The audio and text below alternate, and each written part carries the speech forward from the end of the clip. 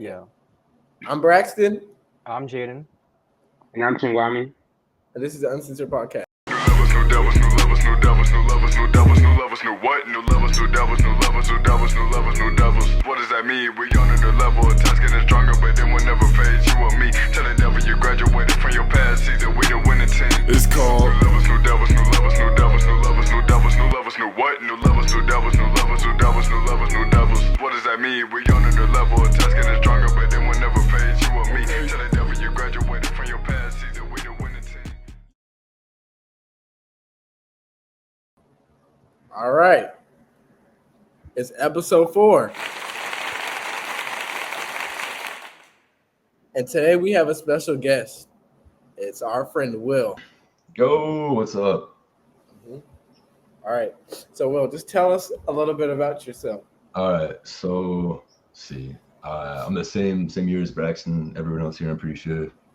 I recently enlisted in the Marines, so that's the career path I'm going down. I get the big screen, nice. I'm doing like it's not like infantry, but it's like I'm working on the electrical parts of planes. So hopefully I'll get out of there, start my own business. But like hobby-wise, big fan of bodybuilding. That's fun. Just anything athletic or like active. And then, yep, that's me. Yeah, I need to start exercising more. I can say it's hard to get into, but once you start, it's pretty fun. Mm-hmm. Yeah. All right. Jaden Chingwami, you want to say anything Oh before you man. started? Yeah, I'm super pumped for this episode and the next upcoming episodes for the next couple weeks. I think the content that we're gonna have is gonna be superb with Indeed. the amount of people who are reaching out to us, and who knows what kind of, or like what surprise guests we're gonna have. I'm super excited, hands down. Chingwami?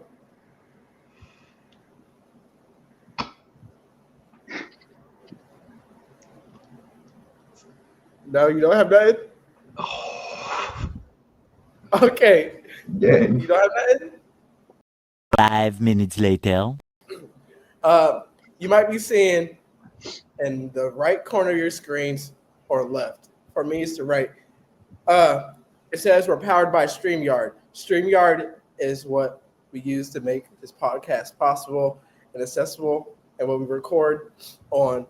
And it's starting to show because our free trial ran out. So, yeah. Columbus free trial. I'm dead. But, it's not going to affect nothing. So we're going to get right into things. Our first question today is, should politicians be allowed to use social media, and how should it be regulated?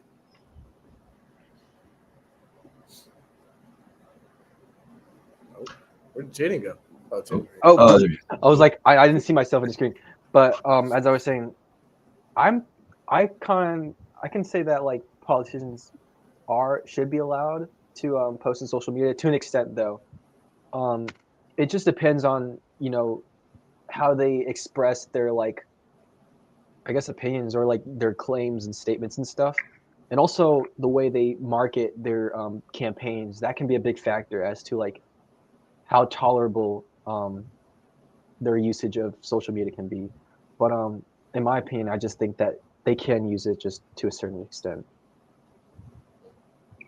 Yeah, I think I'm have to agree with that.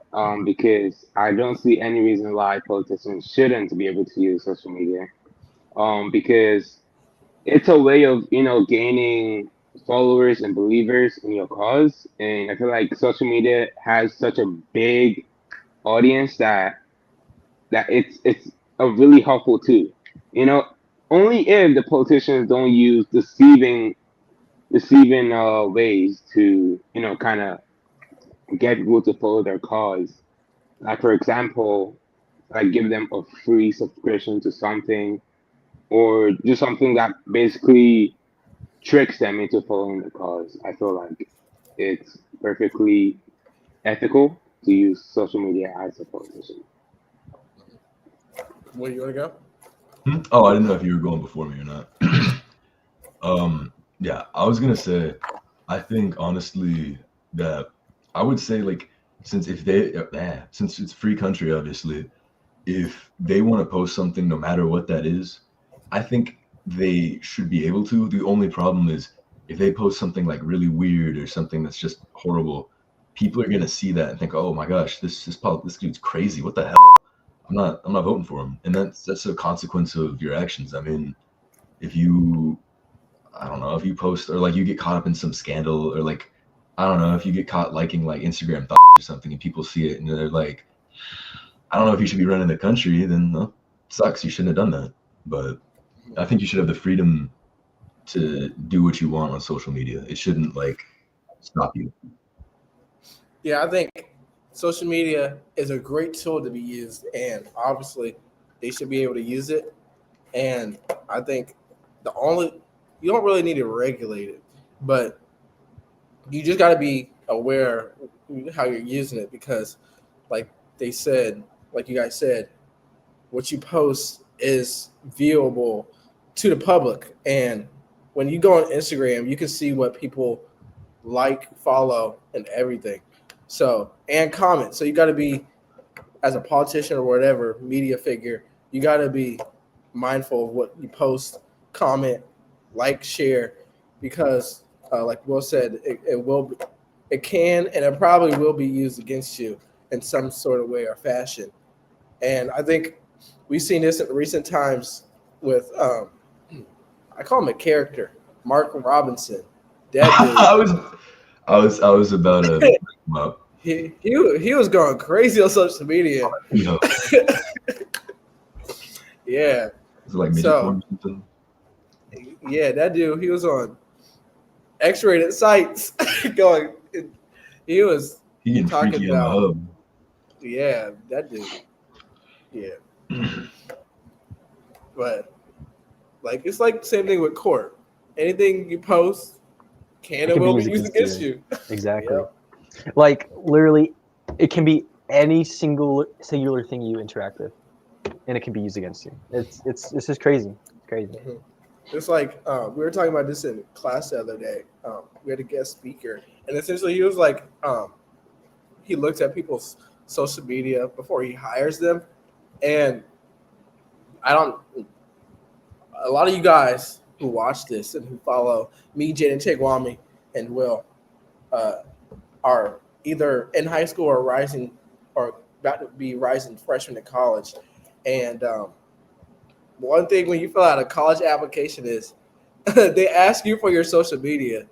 And so you just because you delete something doesn't mean it's gone. So they're They'll still definitely find it. checking that. So Yeah. you got to be very mindful of what you post. And on job applications, they say, what's your social media too?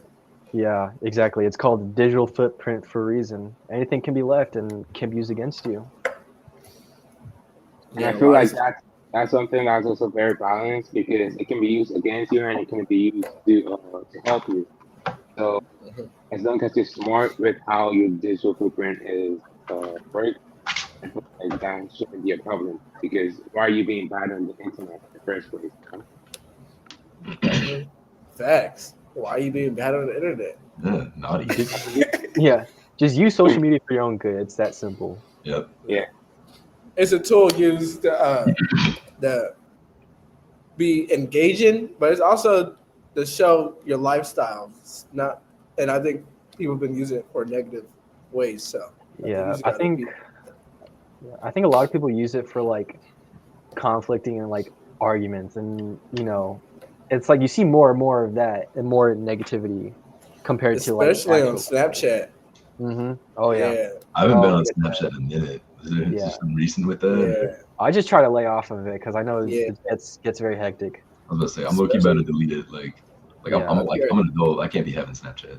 Yeah, it's I just- only snap like everyone I have on Snapchat. I know.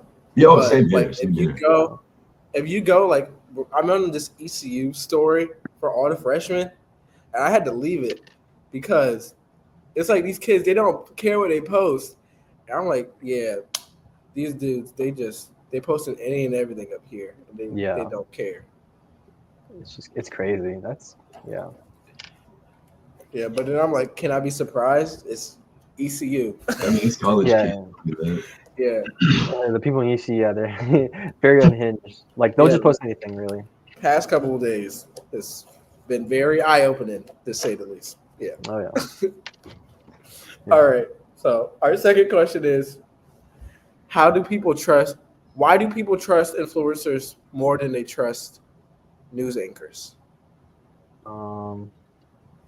Well, for starters, I mean, influencers, you know, they're connected to social media. So like, oh, big screen guys, hey.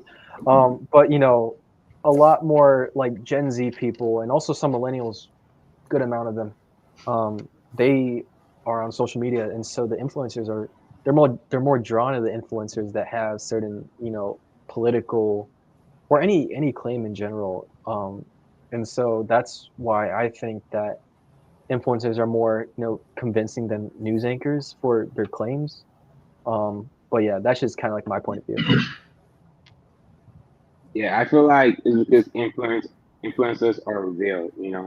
They build their audience on showing their life, the struggles, and whatever is just going on. So I feel like that's what people connect to the most. And news anchors just kind of feel corporated. Like it's supposed to give you the news that they want you to receive. So uh, while influencers, they don't have anybody holding them back. They're not working for anybody, so they can give their straightforward opinion on whatever they want to without any bias. And I feel like that's why people kind of like feel more connected to them.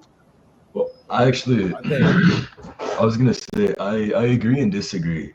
Just because like I'll go to it's a whole rabbit hole and I'll get there when I get there. But like starting with what I was gonna say, I think in part it's because a lot of people, when they look at, like you were saying, with news being a lot like really incorporated, people know the news is like obviously it's paid for. If you look at like Fox or CNN, you're gonna get two different opinions. It's very clear that like it's not an authentic opinion at that point. It's more whoever owns the company is getting the anchor to say something. And then another part of it is with influencers is, even though I don't think you can really say that it's authentic, because if something bad goes on in their life that they don't want people to see, all they have to do is not post it or not mention it or bring it up or anything. Most influencers, not all, but most of them, it's like a glorified lens of what their life actually is. So like maybe you see them with like a supercar or a nice house, but they rented the car or it was their friend's car, and then they leased the house, so they didn't even earn any of the stuff. Because a lot of them will sell courses saying, if you want to be like me, do my course and you too can have a Lamborghini and $1 million house. Except the proof of that house was rented for like $1,000 or something, and then the car is like someone else's car. And then I'm not trying to hog the microphone, but when you mentioned them being more not authentic, less like if they want to give their opinion, they can. I think that's applicable to smaller influencers for sure. But the bigger ones, if you look into like sponsors and stuff, like if you're sponsored by Nike, for example, and Nike doesn't want you to say something, and you say it, they cut your funding. So you end up getting paid for by a company, just like the news would, for example. But I think for like smaller influencers that just don't have the biggest following, then you can just kind of see like, oh shoot, like there's nothing, no one's really sponsoring them. They're just saying stuff, especially when they have a unpopular opinion that you might agree with. And people, they tend to just see, oh, okay, they have this X amount of whatever going for them, and I agree with them. And then they start to admire them in a way, and they start like trying to do what they do to kind of get what they want, to get what they have maybe. But with news anchors, they're not as personable. Like it's more of a, oh, this is the news. Boom. Yeah. Sorry, I cut you off, but No, you're good. You're good. that's what I was talking about. The smaller influencers, and I actually agree with all the points you made. That they're all correct. Sponsors can definitely influence the way people give their opinions, but I also feel like, and this also ties down to, it's going to be it's kind of be broad here, but like attention span. Yo. I don't know. Yeah. Yes, because influencers also tie information with entertainment. And that's why you see most youngins nowadays, they'll be like, most of them get their information from TikTok or YouTube Shorts or something like that instead of watching the news. Because why? They can't sit through the news. News was made for adults, most likely. And it's like they can't sit through 3 hours of news just cutting off and on surveillance, people talking straightforward. And also influencers, people can comment, people can reply to the videos and all that, so they can feel part of the community. With news, it's just one person talking, and you just receiving the information. You can't give your opinion back. So I feel like that's why people feel more connected because they feel part of the community, and it's more fun to watch influencers. For sure. And I I think- just want to. Oh, There you can go. okay. I was gonna say I just want to circle back when you said the attention span. I know this isn't technically part of the influencer question, but I think it's just important to bring up also. Like when you say like for people like the new stuff like the news, I mean, even though that's you're at the end of the day, you're getting someone's opinion on a matter, and that's what the news is, whether that's influencers or just like CNN, Fox, whatever. But the other thing is with attention spans, like I'm gonna be real. When was the last time like any of you, and myself included, have read a book outside of school? I'm gonna be real. It's like unless you high count the school, Bible, I'm gonna be real. freshman year. Unless you count the Bible, I haven't picked up a book in like it's been a minute, and that's not good. But the other thing is like even with I've noticed like with seeing how some of my friends scroll through like Instagram reels or whatever, they'll go through and they're just I'm like they don't even have time to see what the video is about, and then like you know it gets bad when someone's trying to spread a message. And the only way they can like keep you engaged with the message is by putting like Family Guy clips at the bottom or like Subway Surfers or something. Yeah. Because like half the time you're just staring at the dude doing like a Subway Surfers thing, and then you're like kind of listening to what the guy's saying, and it's just I don't know, like only being able to like focus on something for like 6 seconds is kind of I mean I think it's a problem. Oh yeah, I definitely think it's a problem. I think almost a lot of people's attention spans are declining like crazy. Oh, for sure. Like Especially to the point where like you have to use a Subway Surfer clip in order to study, and like that's how you know it gets bad. You need to find a way to detox. Yeah. But yeah, we've been on like a attention span crisis, if that Mhm. even makes sense. But I was gonna say, and it's I mean if you look at like Gen A or Gen Alpha or whatever, dude, I'm gonna be honest. I've seen too many damn iPad kids in restaurants where I'm just like, oh yeah, dude, like I'm gonna be honest. If I was over here like, Mom, give me your phone at a restaurant, I get yeah, like they'd tell me to sit still and act like a normal person. But like, and I'm not gonna lie, these kids are like so locked in on whatever they're like looking at on their iPad. I'll be honest. Me and some coworkers of mine, we went out to this restaurant, and basically one of my friends spilled a drink. There was ice on the table. I got bored, so I kind of just flicked one, and pure accident, I ended up hitting one of the kids on the iPad with the ice cube, and I was You like, probably didn't notice.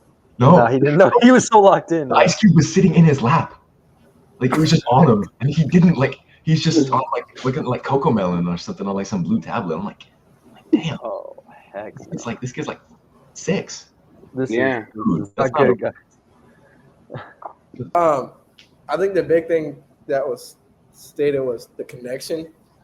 Like when you're looking at the news today, and like Will talked about, it's like Fox, CNN, ABC. It's like those certain channels, they only push a certain narrative.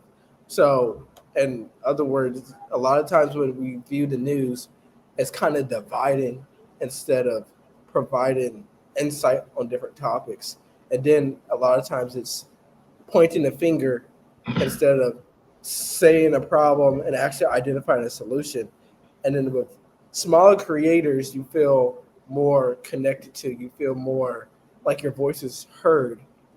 And you feel like with this creator, they kind of get you in a way rather than the news. They're trying to push a narrative, get clicks, views, and instead of saying what's actually going wrong.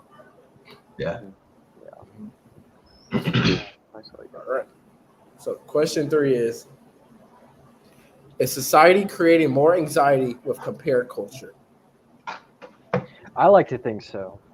I mean, is there any context with compare culture, or is it like a general like standpoint before I like? It's like general, like comparing yourself and things you wanted to do to like something and someone else. Oh yeah, no, then I definitely agree. As for someone who's also, gone through this experience, I believe it can really like strike anxiety in somebody, like alongside this like comparison culture.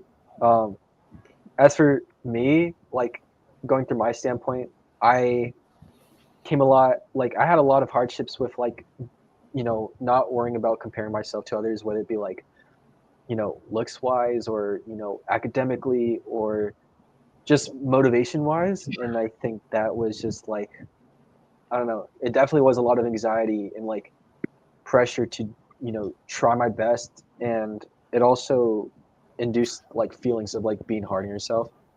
So yeah, I like to think that it does induce a lot of anxiety for sure. Gotcha.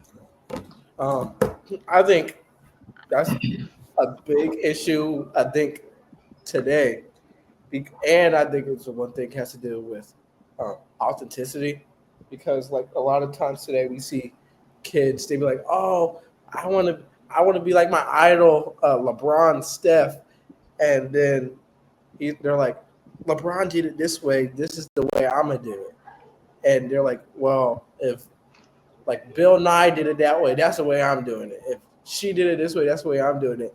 Instead of saying, "This is a goal I have, and these are the things I have to work on personally, then physically to get to my goal." Instead of saying, "LeBron did it that way, Steph did it that way, then I got to go that way."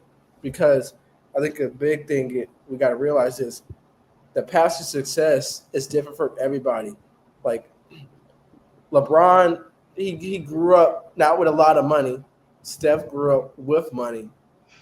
And then everybody who's in NBA, NFL, who's a singer, songwriter, whatever they do, they got there differently.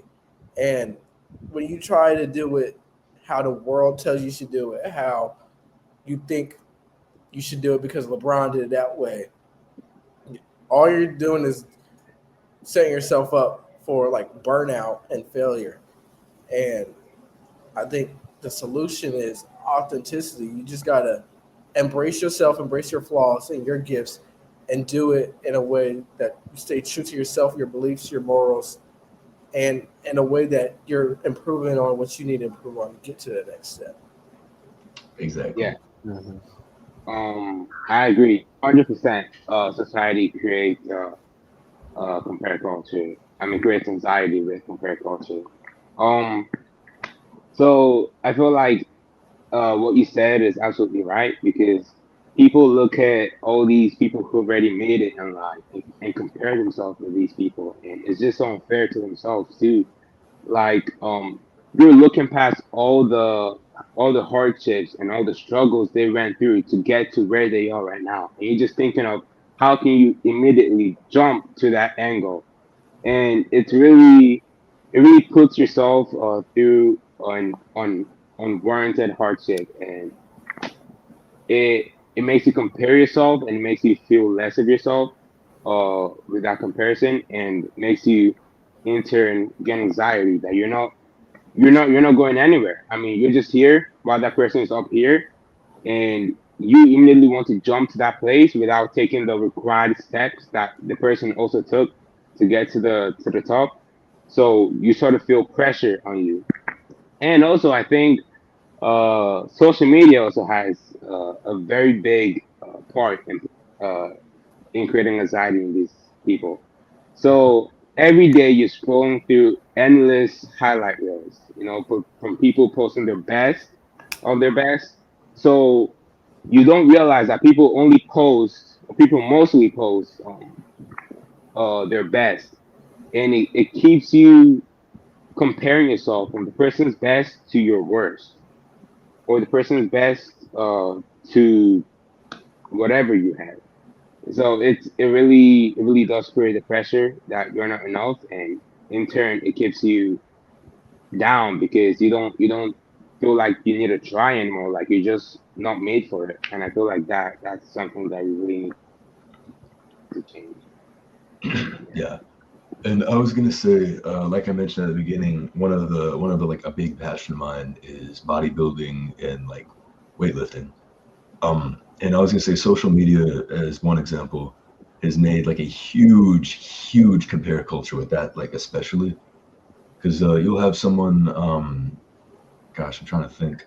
You'll have someone on the internet who, like, let's say for example, it's like top 1%, or like even higher than the top 1% of like people, like with maybe strength or looks or whatever, because it all kind of ties back to where, like you all were saying, you see what someone else has and you look and you're thinking, wow, I really want that. Okay, well, and then you go back and you try to see what they did and you copy it to get there. And like you were all saying, that's just not how to do it. Just because it works for one person doesn't mean it works for everybody. And then the other thing is where when you look at people like that only post their best, the thing is there's tricks to stuff, especially with bodybuilding, for example. If you like, let's say you could have the same weight, the same strength, the same build, but one dude knows how to make lighting look better, that guy's gonna look way bigger when in real life you guys are the same size and you guys basically look the same. It's all a lot of it turns into camera tricks and using the angles right and all sorts of stuff that's not actually about like the sport. And then like that leads also leads kids to start taking steroids at a younger age because they'll see like let's see an example. Trying to think here. They'll see someone, I can't think of any names off the top of my head right now, but they'll see someone who looks like they're like, oh, like especially if they started lifting, let's say they're fat or skinny or whatever, they're working with what they got, and they see someone who's like a pro bodybuilder or something, or like benching like 600 pounds or something crazy like that. They'll look and think, wow, I want to get there. Okay. And they'll look at themselves and realize I've been training and I'm not getting there when admittedly they've only been training for like a month, and you're not going to get there in a month. That's just ridiculous. And then they try to find shortcuts that, like steroids, for example, where if you're using, like, I'll be honest, I think there's a right and a wrong way to use them. Granted, I think if you're not competing, don't touch the stuff. You're not going to need it. You can fly in my room, um, but people like they'll be like high schoolers they'll like see other people hit these lifts that are like 35, and they'll think, dang, I want to do that. So they'll inject themselves with stuff. It'll make their hair fall out. It'll make them angry. Well, I guess it just makes them have less control over the way they like would normally act. All sorts of negative side effects. All because I'm not saying that's all because someone posted a picture of their physique online. That's not my point. It's just I think compare culture is one of those things where it's not made by like someone specific. It's internal. Like for example with basketball, right? I know people like cousins of mine who love basketball. They'll see like LeBron or Curry making like crazy shots. I'm like, why can't I do that? Where for them they care. I know I can't do that. I suck at basketball. I'm not even trying to be good. But then other people, they'll like for like I was saying with bodybuilding, they'll see someone like Chris Bumstead who's huge, or Sam Sulek who's like I think he's only like 23 or something. That's also huge. And most people would look at them like, oh, good for him. I don't really care. Where I'll look at it and see like, well, now I need to lock in. I need to do more. But I think since it's all different per person, the only real solution is you got to take a step back and you got to look at like the general like public.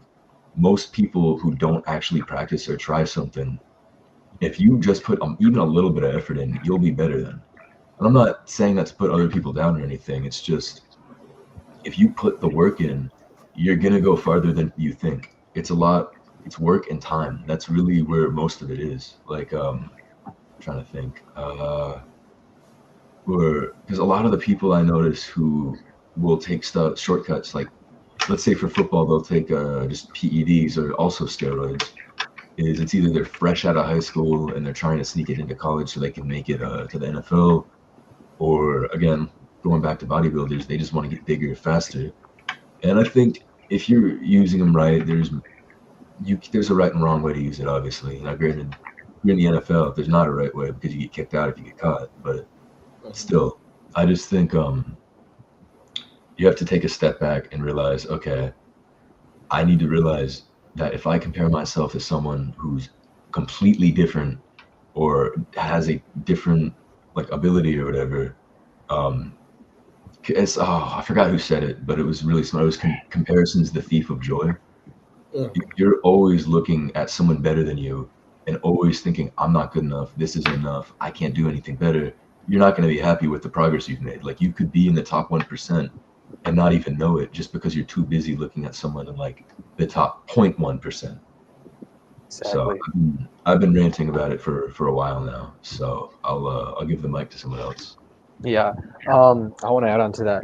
For those who are watching this and are kind of struggling with that anxiety because of this comparison culture, just know that as long as you're making an effort to something, then you're already one step ahead. You see these well-known figures, be it from bodybuilding or tennis or basketball, they've all had to endure a trial of challenges, setbacks, mentally and physically. And we're talking years and maybe even decades of hard work. And that's how they got to where they were. They had an instilled vision that they knew they wanted to be the top, the best of the best.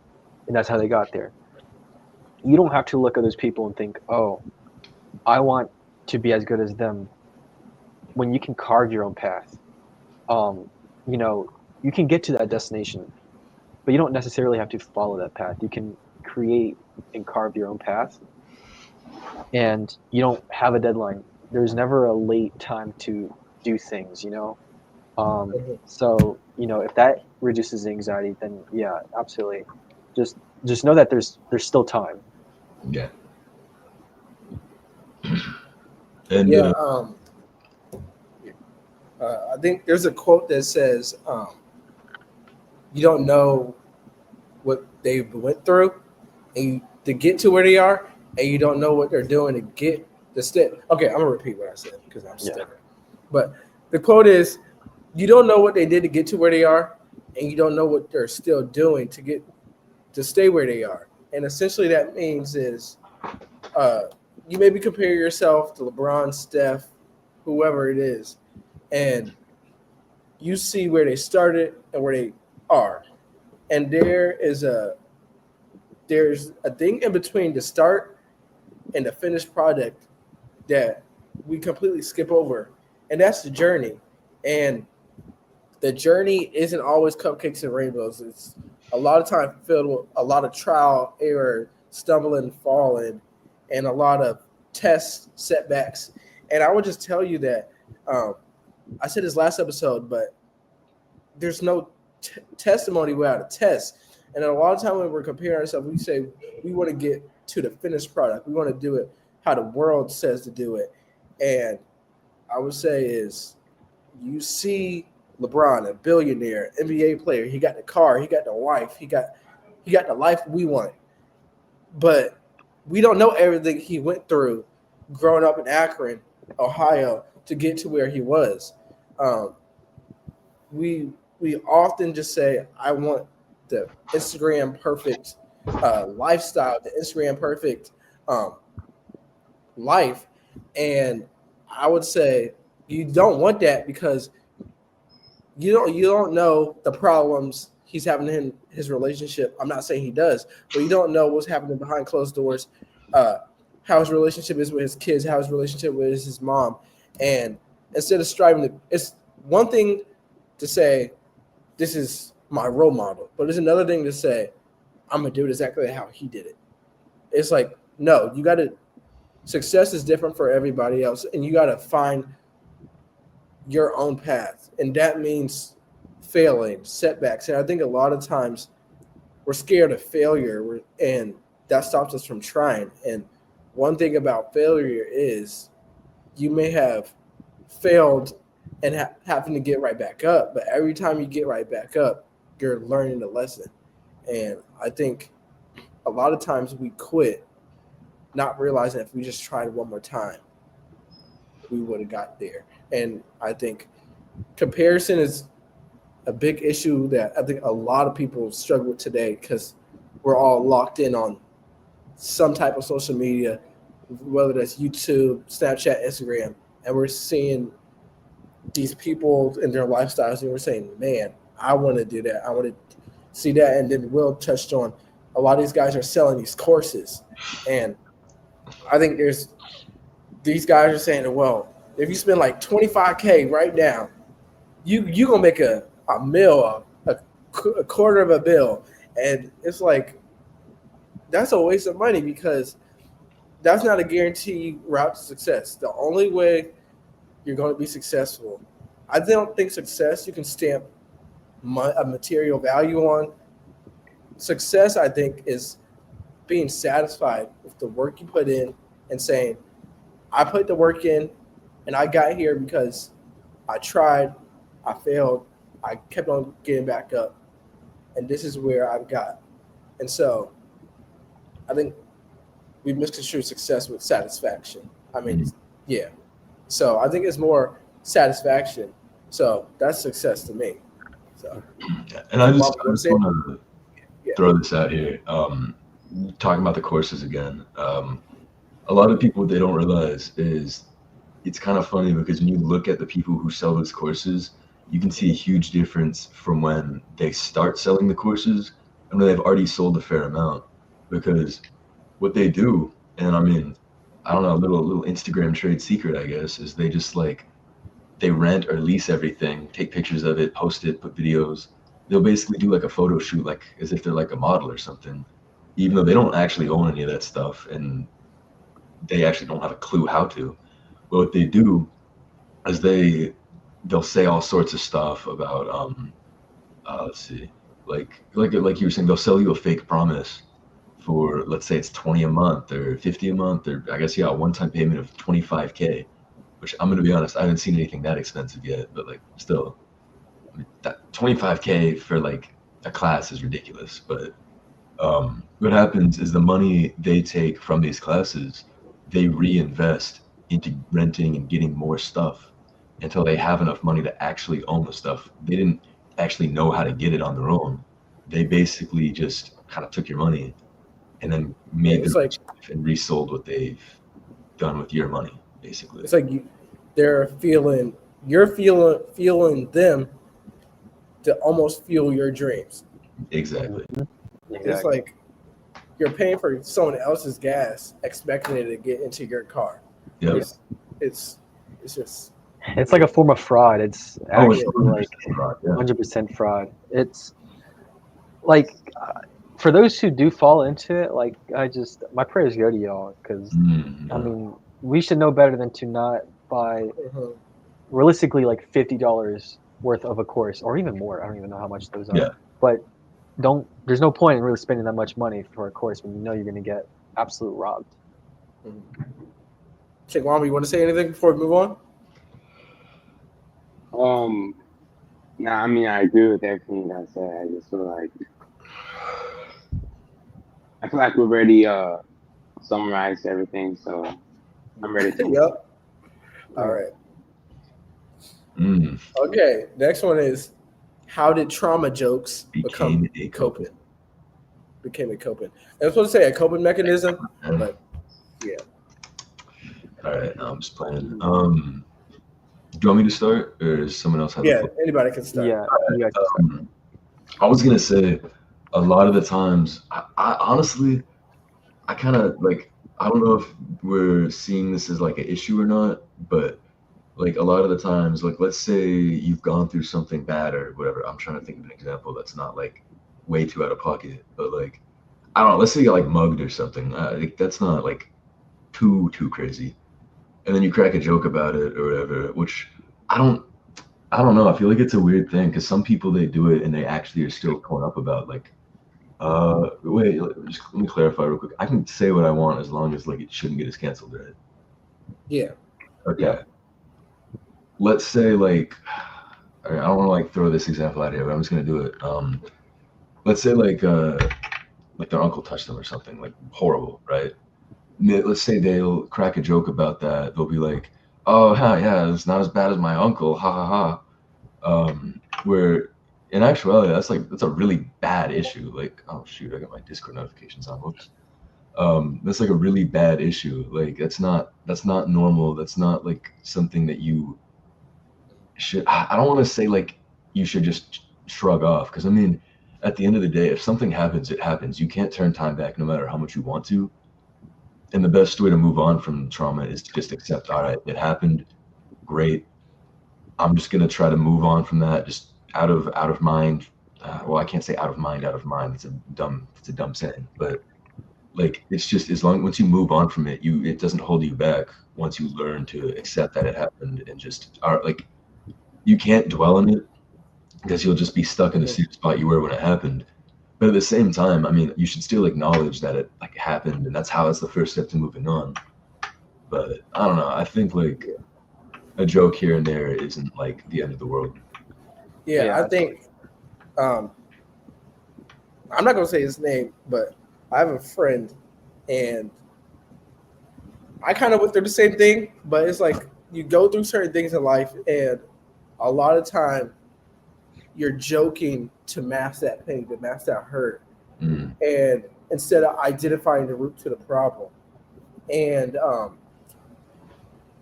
when you're masking that pain, it doesn't really benefit you. It might benefit you saying, "Oh, no one else knows what I'm going through. No one else knows what I'm struggling with. That's a good thing. They're not going to judge me. They're not going to use what I've gone through against me."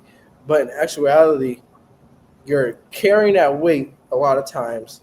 And we were discussing some of this stuff in psychology and in my health class, and it's like it becomes chronic stress to the point where you're holding on to this stress, and it could affect your weight. It could cause obesity. It could cause eating disorders. It could affect your psychological state, your mental state, the way you interact with people, and the way you interact with family. So I think joking about it could be a short-term answer, but long-term, you're just avoiding identifying the issue, which is a bad long-term decision, because it can lead to chronic stress and that chronic buildup, which can deteriorate not only your immune system, but your psychological state. Exactly. Yeah, and I just want to clarify. Like, I think I'm trying to think of the right phrasing here. Like, I agree with you saying if you're joking simply just to like kind of trick yourself in a way, that's not constructive. That doesn't help you or doesn't help anybody else.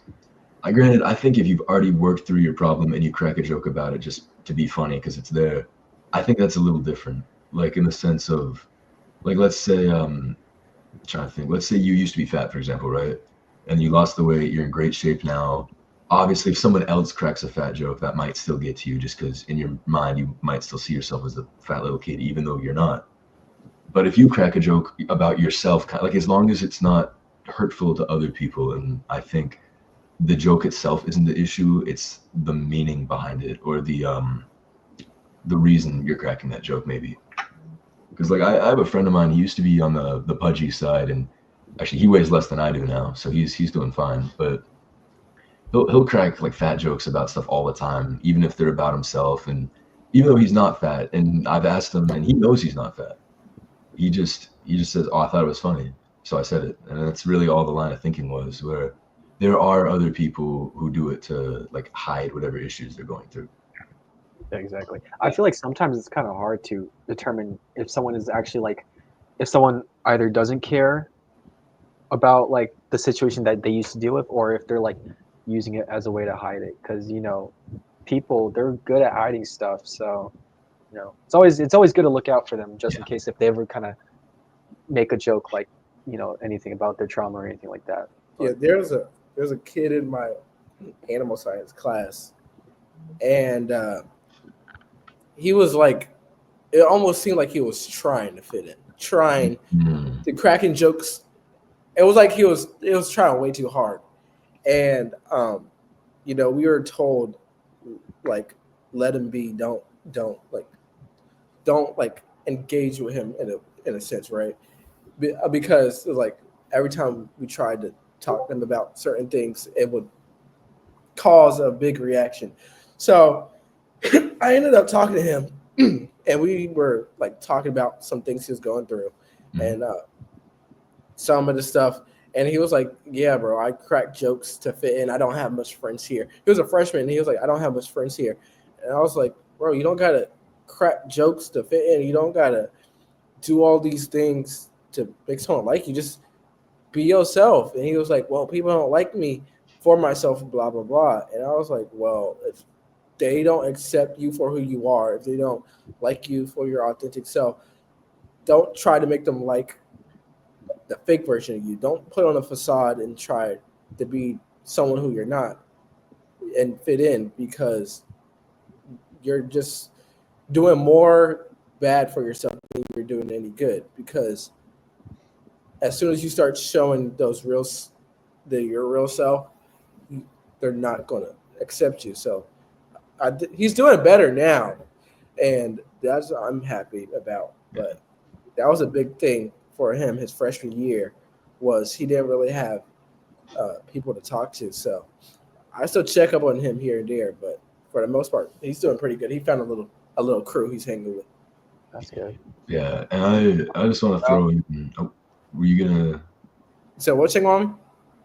Yeah, I was gonna give my thoughts on it, but you can go first. Oh, okay.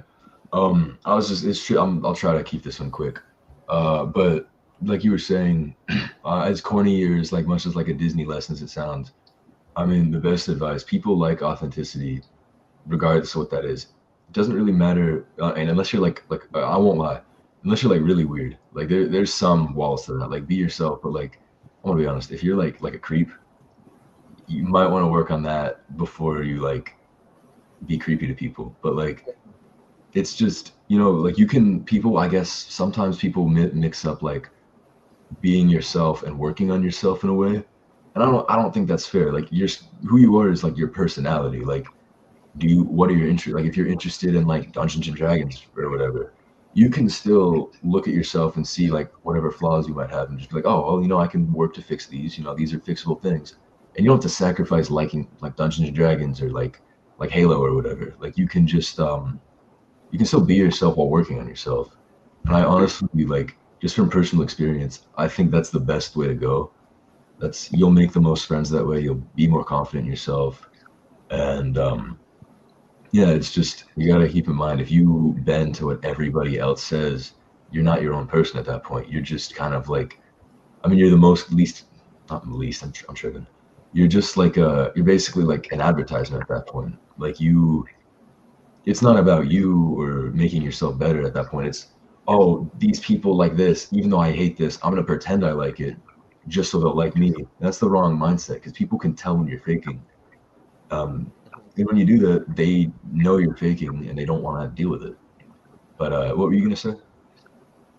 Yeah, absolutely, and it's also very sad too, because you got to keep in mind that your interest is not just you. Like there's 8 billion people on this planet. I mean, there has to be a lot of people that share the same interests as you. So it's not that you don't have any friends, it's that you're not open to the people who could be your friends. I feel like you have to be more confident too when trying to find friends that fit you for you. And also tying back to the main question, I feel like trauma jokes like kind of blew up because people kind of found comfort in uh, laughing at their own like trauma instead of crying about it all the time. And I feel like if you can make a joke about something you messed up, it doesn't hit hard as much. And like, I'm sorry to bring this up so many times, but social media has something to do with this because memes and social media, you're scrolling on TikTok and you see something that relates to you. If someone posts a video that has 1 million views, 500,000 likes, and it's something you directly relate to, I feel like people kind of also find comfort in a way that others share this experience with them. You know, others can also make jokes about it. You can laugh about it, and it doesn't hit as hard when you laugh about it. And it's also like a shield. Like if someone else laughs with you, what is there to be mad about? I mean, you guys can build that up together. So I just feel like it's something people naturally do. You know, laughing at something that goes wrong uh, instead of crying. You know, because what is crying gonna do? At least if something already goes wrong, at least have a positive attitude about it. You know, two negatives don't make a positive. Exactly. Well, I think we live in a society now where we're we're we're not making it popular, or we're making it normal to kind of mask our pain, mask our emotions, and then that leads to a boil up and the big breakdowns, and we're not having enough discussion about the those deep topics like mental health, uh, like asking, like just asking your friends, hey, are you okay? How's your well-being? Are you satisfied where you are? What are some of your goals? And then like not just that, but actually checking it on how they're doing. How is that situation? How is your relationship with them? So on and so on. And I think we're not having enough of those discussions. So people are like, well, if we're not discussing it, then I just got to keep it to myself. And it's almost like that suck it up and be a man about it mentality. And it's like, it's okay to show emotion. It's okay to show emotions like anger, happiness, sadness, crying. Those are emotions that we naturally show. But when you hold those back, this just leads to destruction.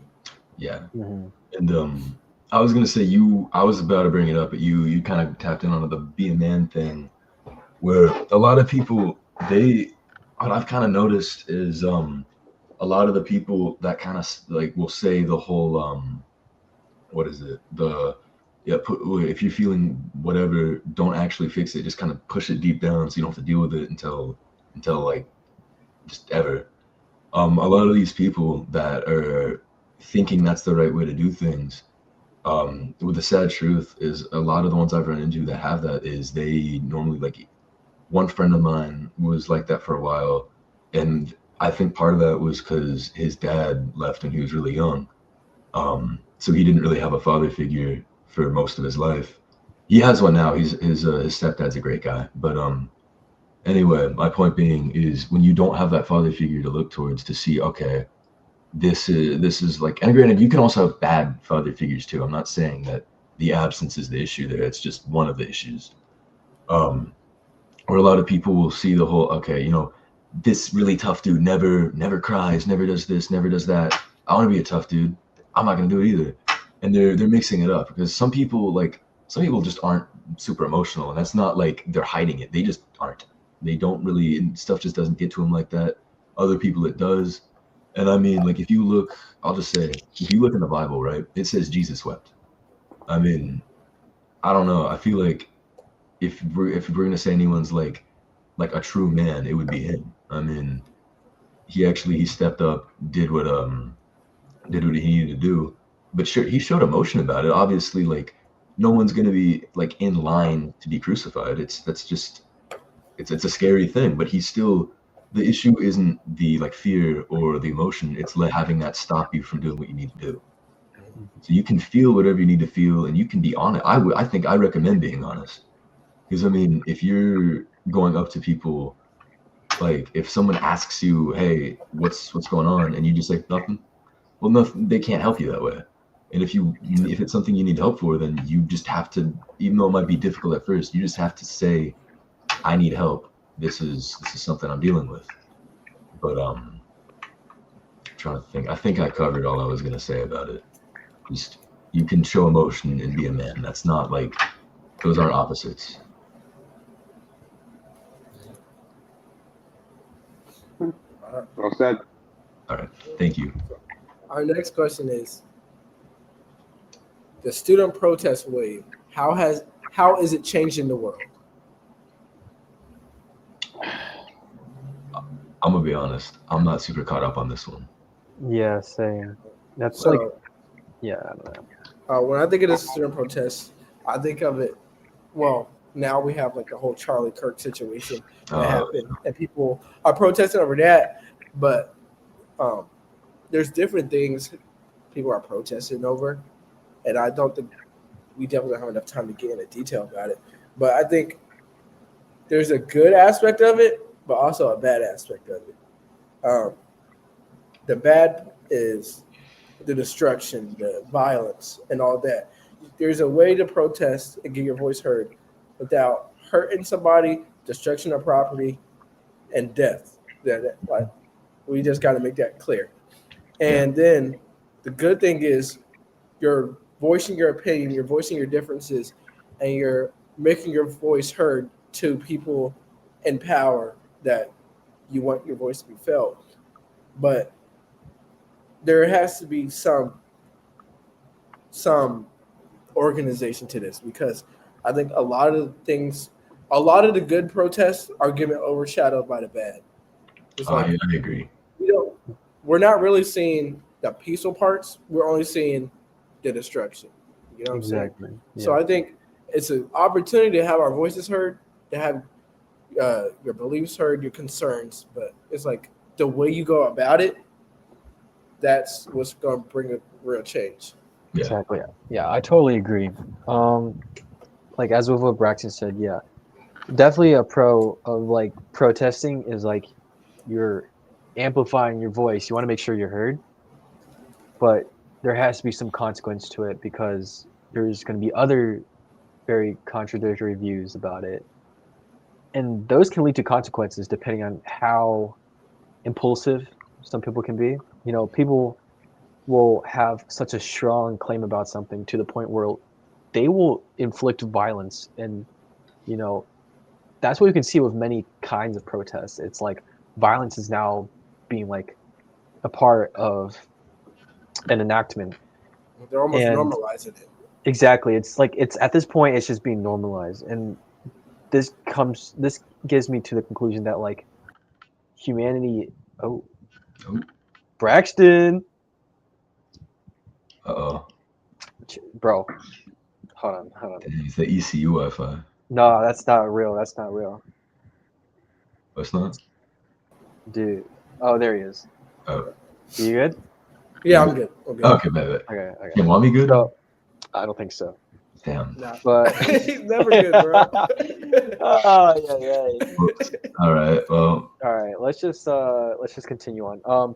So as I was saying, like my conclusion with protest waves is that, you know, I genuinely think that there is a point where humanity is turning against each other with how not necessarily the views that we have against something, but the way we kind of and like voice our views.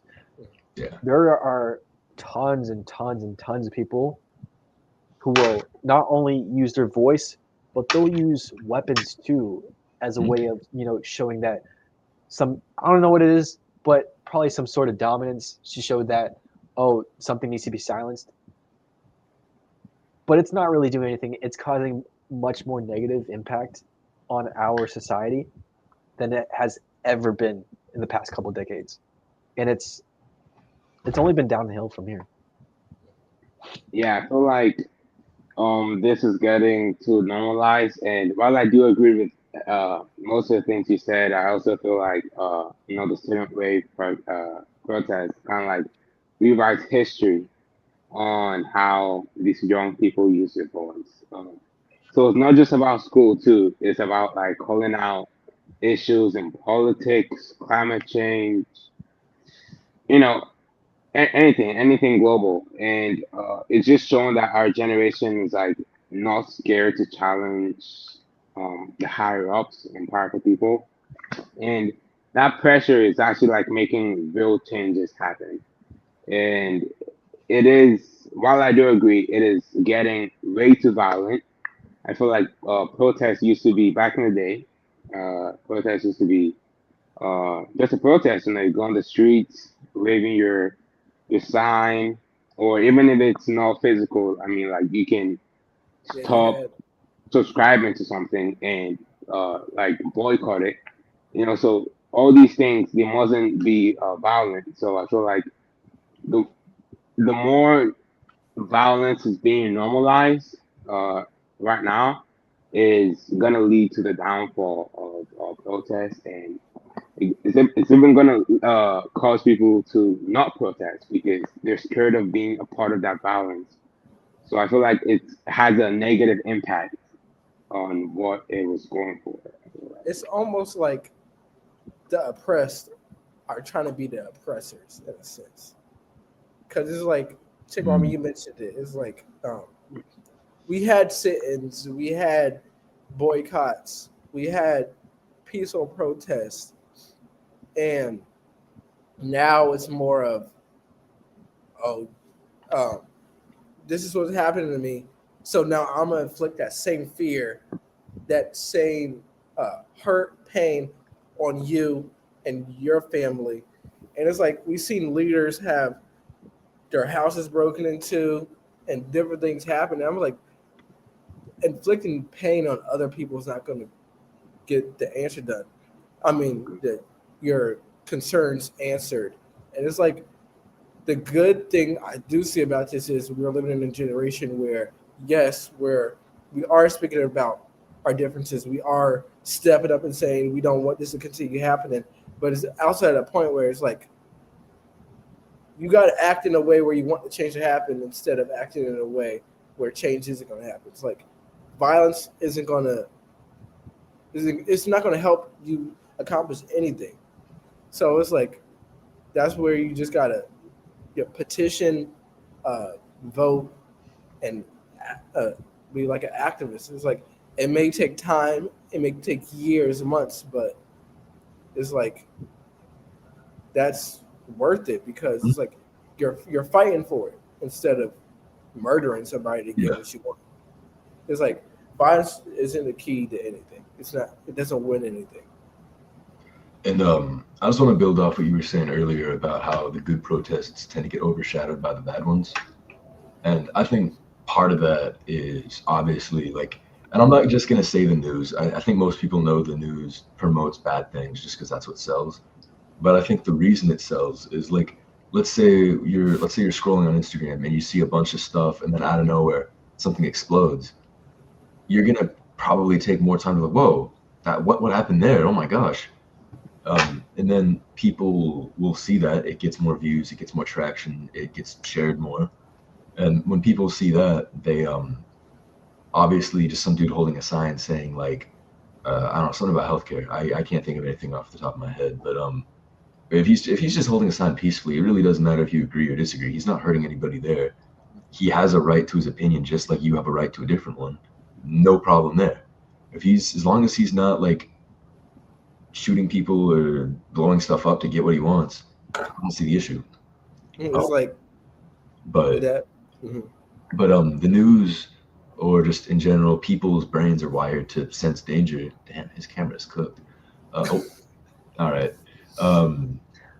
Bye, gang. But people, they're hardwired to see like the scary negative stuff just because from like a survival perspective.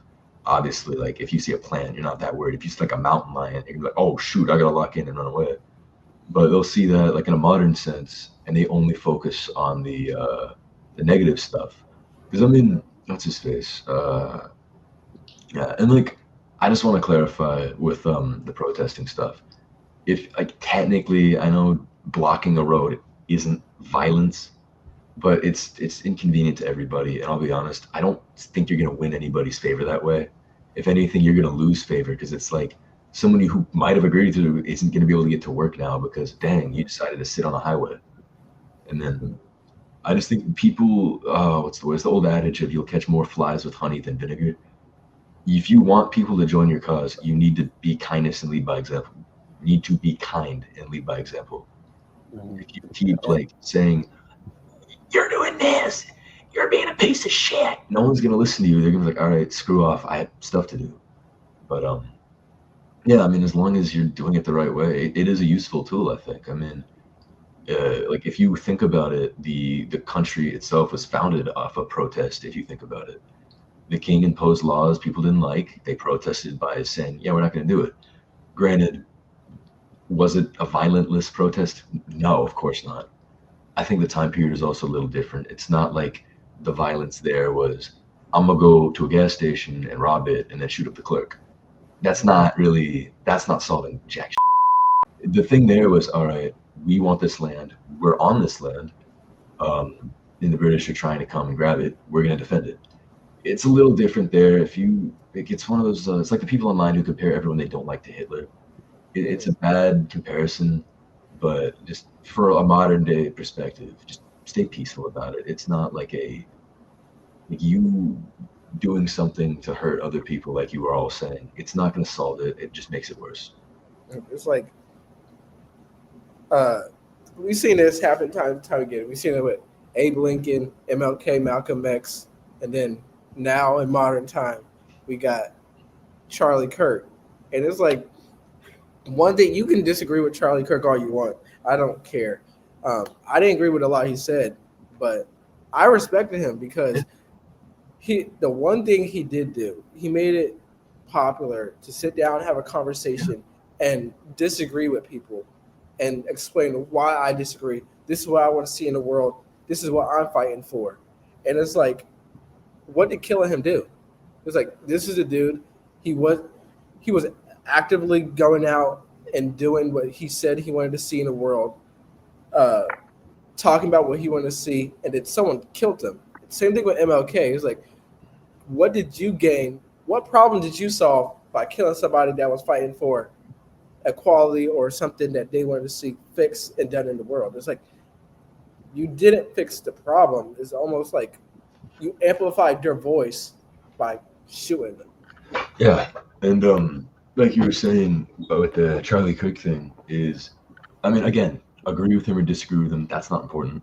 At the end of the day, granted, I've some stuff about maybe the way he argues people will not like, but still, I think, look, what he was doing, he sat down, had a conversation. I mean, sure, him and then some of the people he was arguing with might get snippy at times. That's human nature. But that's I think just sitting down, talking, trying to win an argument per se, but just understand the other side better.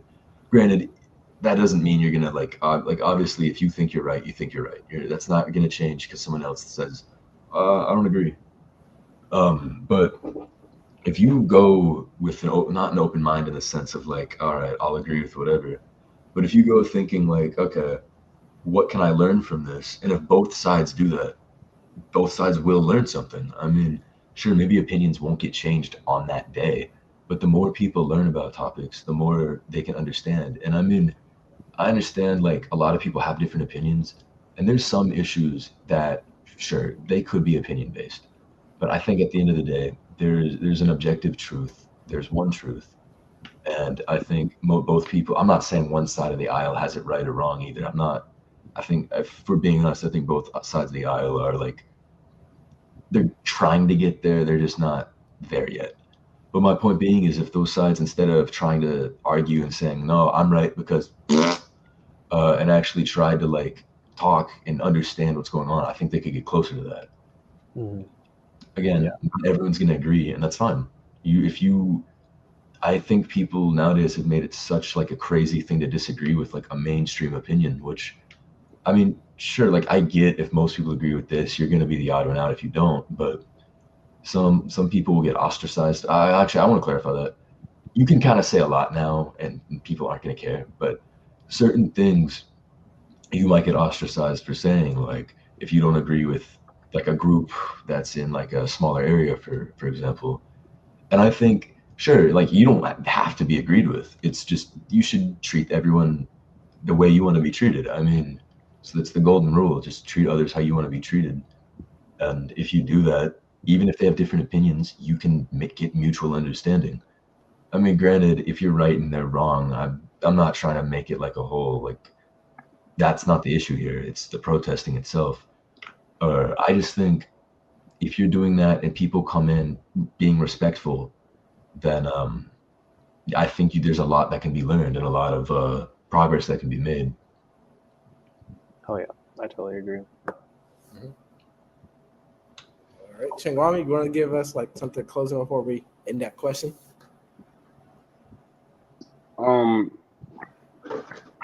So yes, student You rate agree? protest.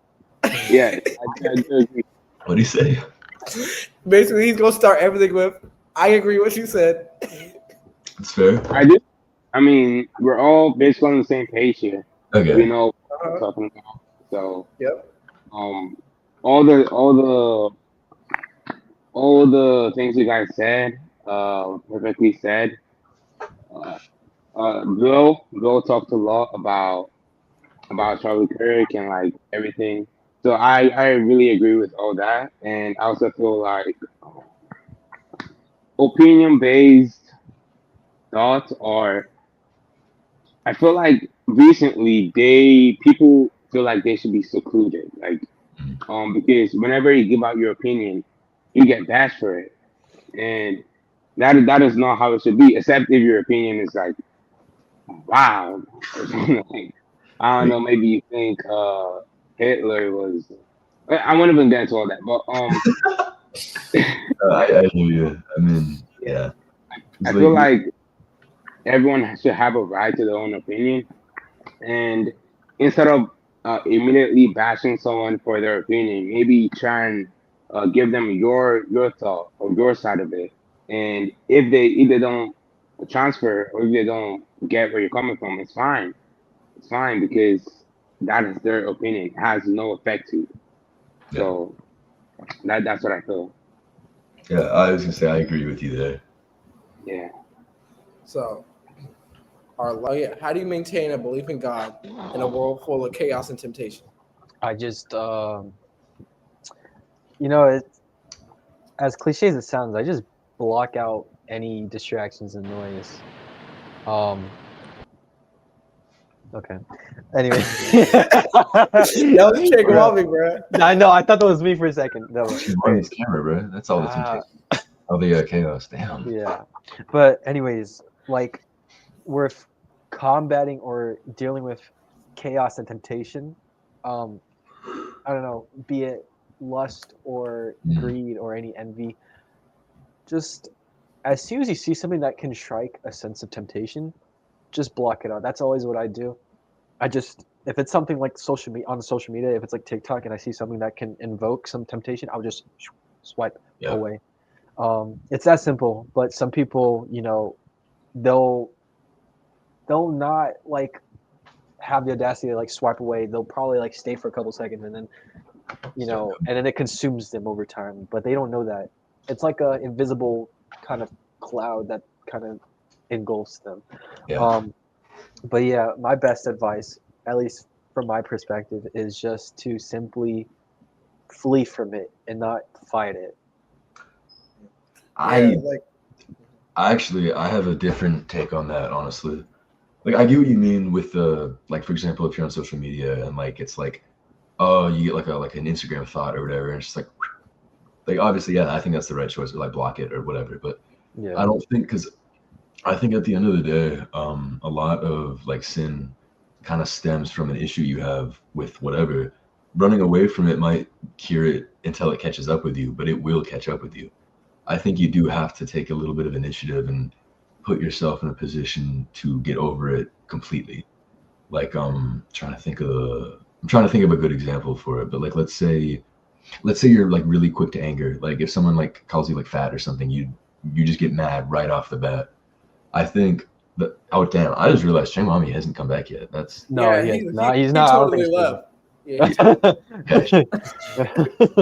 it's nice having him on here. But anyway, I was gonna say, like, if it's something like that, you got to put yourself in a position to deal with whatever might cause that to come up. I mean, because it's like it's idealistic or nice as it'll be. Like, okay, if I'm with people that'll make me mad, I'm just not gonna be around these people. Which it's a good way at first, but then there's a point where you just kind of like, maybe they're at your job and you can't avoid them.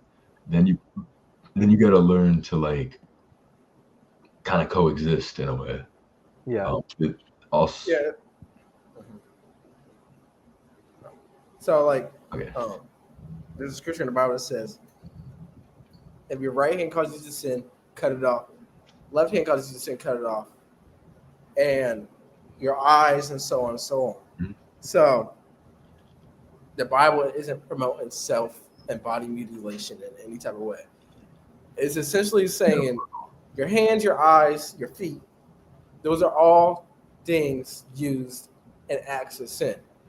So you actively want to cut the sin out and run from it. And I think the thing that, since I've been at ECU, that's been helping me just stay in my word and like stay with my faith is Young Life. And not only that, I think it was like, I would say I had a pretty good relationship with God before I came up here. But it was like, there's a lot to fall into once you get up here to ECU and a lot of campuses in America. Mhm. But it was like, when I came back from camp, it was like my whole view changed in a sense. It was like, now I'm spending more time in the Word. Now I'm praying more consistently, not just when I wake up before I eat and go to bed. And it's like, I found deep in my relationship, and I think being part of communities like I am in Young Life, and having people who are actively trying and striving to walk in their faith, being around them is also great, because like in the Bible it says, whenever two or more are gathered in my namesake, I am there. So it's like, just being part of organizations, surrounding yourself with people is great. I mean, sin temptation's always gonna present itself, because like in the Bible it tells us that God's not gonna allow us to be tempted more than He can bear. And it's like God is saying, look, Satan, he's gonna come try to attack you. He's gonna send people in your life. He's gonna send substances, drinks, whatever it is in your life. But I'm gonna make it so that you're gonna be able to get through it. You're not gonna fall every time. It's like you're gonna be able to. It's gonna be bearable.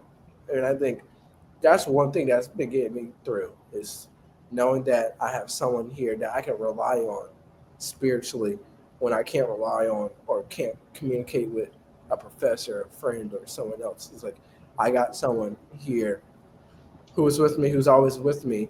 And it's like, God may not speak to you directly, but a lot of times I see the things I've been praying for through other people. It's like, God, I want to be more confident. I want to be more bold, or whatever it is. And it's like, He's given me the opportunities to do that. And I was watching this movie the other day with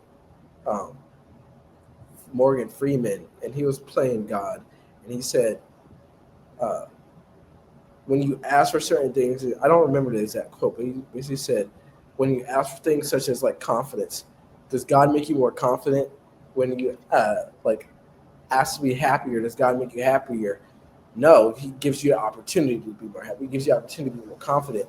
And it's like the same thing with Satan is when he wants to distract you, he puts things in your life.